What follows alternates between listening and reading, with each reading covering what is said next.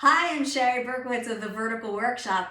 Today I'd like to share with you my Psoas Conditioner. Now, your psoas is a muscle or a set of muscles that attach to the very front of your lower spine. So not at the back, but at the front of your low spine, your lumbar spine, and attach into a little bony knob deep into your femur, your upper leg bone, way in. You can't actually feel for it. It's called your lesser trochanter.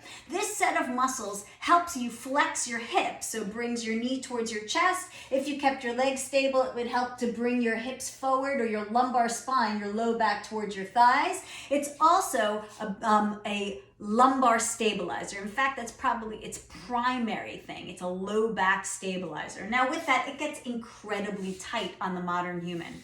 Incredibly tight because we sit a lot. We don't mobilize enough. We don't extend our hips enough and lift our lumbar spines enough. Extend your hip is when your leg goes back behind you.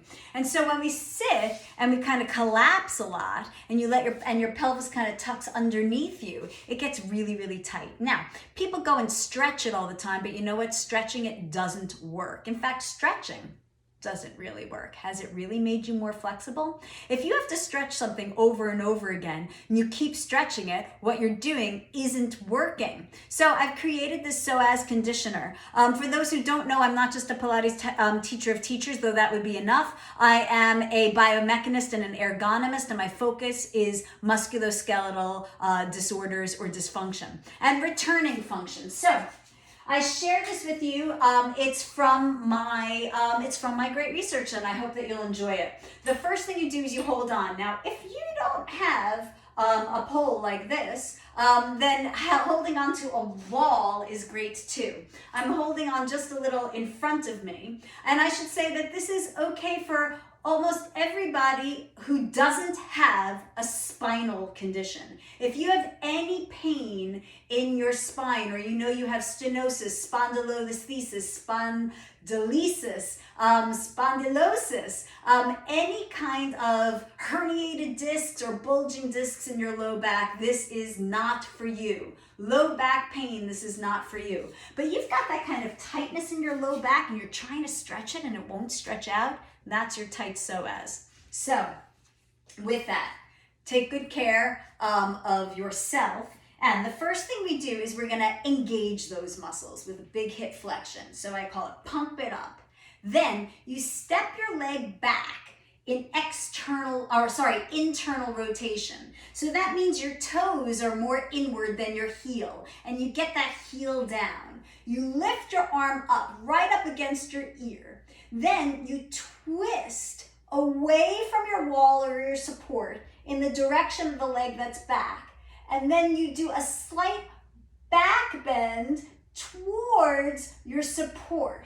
You bend in and pump up again, internally rotate, and now we're gonna twist in the opposite direction towards your support, away from your back leg. Do a little side bending back bend and come back up. Pump up and you're engaging the muscle. Step back, internal rotation, get that heel down, keep your front knee bent, lift your arm up. You twist away from the wall, away from your support, towards your back leg. You do a back bend, I should say side bend, back bend, while you're twisted.